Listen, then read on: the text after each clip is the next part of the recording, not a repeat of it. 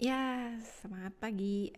Ya, bertemu lagi dengan saya Nikoma Septiano Rizka di mata kuliah Komunikasi Bisnis pertemuan ke-10.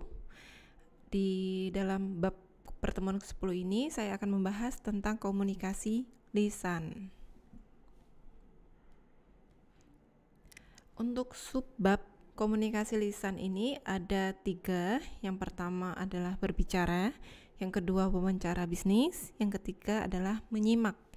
Untuk berbicara ada indikatornya 2, yaitu pengertian berbicara. Yang kedua adalah faktor-faktor yang mempengaruhi kelancaran berbicara.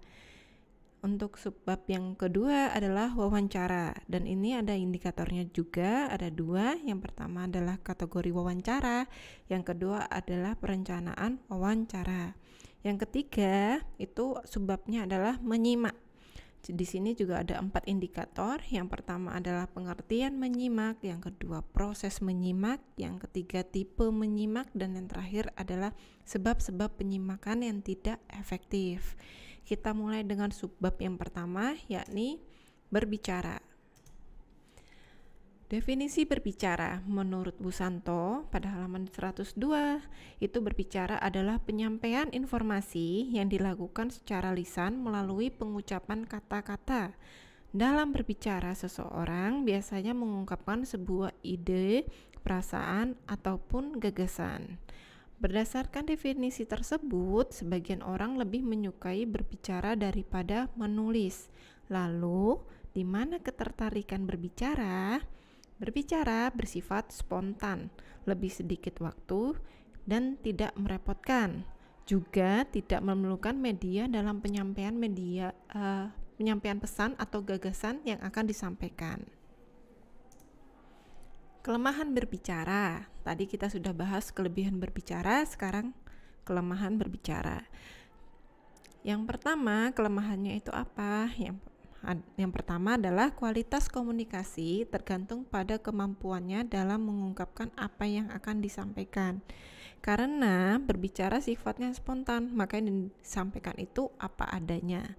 Untuk yang poin kedua, jika seseorang sedang berbicara dan audiens kurang mengikuti apa yang dibicarakan, maka akan kehilangan poin penting dalam inti pembicaraan tersebut.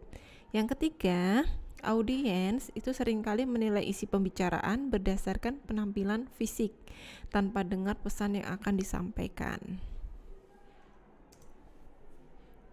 Lalu, faktor-faktor yang mempengaruhi kelancaran bicara apa saja?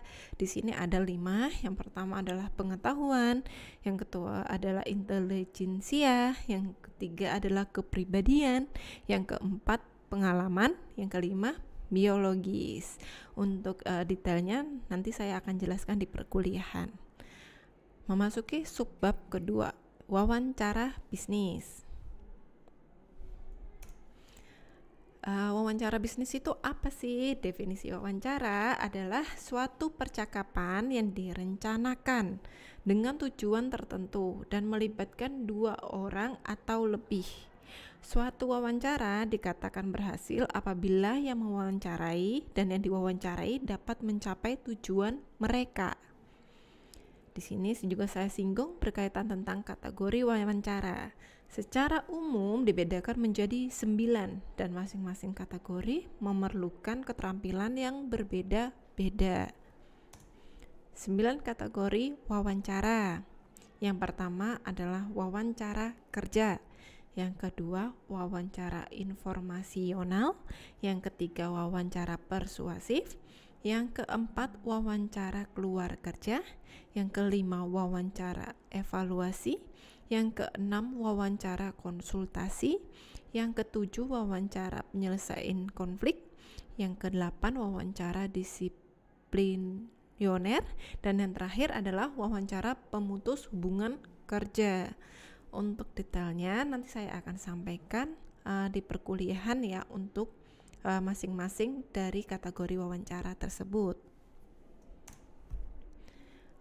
Lalu memasuki indikator dari wawancara bisnis, yakni perencanaan wawancara. Di sini ada 4 ya. Yang pertama adalah langkah pertama menentukan tujuan. Yang kedua adalah menganalisa orang yang akan diajak wawancara. Yang ketiga, menyusun materi yang akan ditanyakan. Yang keempat, organisasi pembicaraan. Ya, selanjutnya kita akan membahas subbab yang ketiga atau yang terakhir, yakni menyimak. Nah, indikator dari subbab menyimak itu apa aja? Saya akan membahas. Yang pertama adalah definisinya, yang kedua adalah proses menyimak, yang ketiga tipe menyimak, dan yang terakhir adalah sebab-sebab penyimpakan yang tidak efektif. Yang pertama, definisi menyimak. Apa sih menyimak itu? Kalau di Inggris itu listener, pendengar. Jadi menyimak itu didefinisikan sebagai kegiatan yang bersifat fisikal di mana seseorang menerima, memperhatikan, serta memahami suara. Saya ambil dari kutipan dari buku Barker, halaman 44. Lalu menyimak yang secara efektif itu merupakan suatu aktivitas yang pasif, yakni mendengarkan suara. Yang ketiga, menyimak yang baik membutuhkan konsentrasi yang penuh saat mendengarkan. Sama seperti tadi pembicaraan, berbicara, salah satunya adalah kelemahannya jika kita tidak mendengarkan poin itu tidak akan jadi pesan yang kurang efektif. Lalu subindikator yang kedua adalah proses menyimak. Di sini yang pertama adalah mendengarkan. Jadi habis mendengarkan lalu memperhatikan. Habis memperhatikan kita memahami. Habis memahami adalah mengingat. Lalu mengevaluasi, dan yang terakhir adalah menanggapi atau memberikan sebuah tanggapan, umpan balik.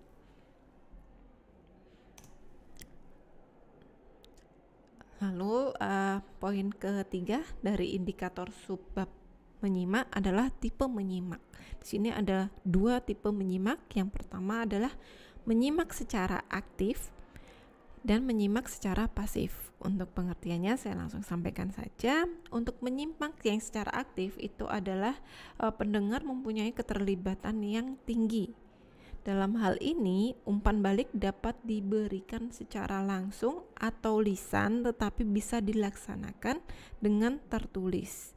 Biasanya disertai dengan jawaban berupa komunikasi nonverbal. Apa itu komunikasi nonverbal? Yaitu berupa bahasa tubuh atau isyarat yang sudah saya sampaikan di pertemuan ke-4. Yang tipe kedua adalah menyimak secara pasif. Nah, proses menyimak di mana penyimak mempunyai keterlibatan yang rendah dan tidak memberikan umpan balik atau memberikan tetapi tidak cukup. Di sini, menyimak secara aktif menyebabkan penyimakan efektif, sedangkan menyimak yang secara pasif itu menyebabkan penyimakan yang tidak efektif. Masalah selanjutnya, memahami sebab-sebab menyimak yang tidak efektif. Subindikator yang terakhir yang berkaitan tentang menyimak itu adalah sebab-sebab penyimakan yang tidak efektif. Ini ada terdapat 4. Yang pertama adalah faktor lingkungan. Yang termasuk faktor lingkungan itu dibagi lagi menjadi 2, yakni suara dan jarak. Yang poin kedua adalah sumber pesan. Yang ketiga adalah pesannya itu sendiri. Yang terakhir adalah individu penyimak. Yang termasuk penyebab dari individu penyimak itu dapat berupa kondisi fisik penyimak, sikap dan kebutuhan penyimak, kebiasaan penyimak, dan tanggung jawab penyimak. Nah, pentingnya menyimak itu dalam bisnis itu apa sih? Yang pertama adalah memecahkan konflik, resolving konflik. Yang kedua, menanggulangi perlawanan.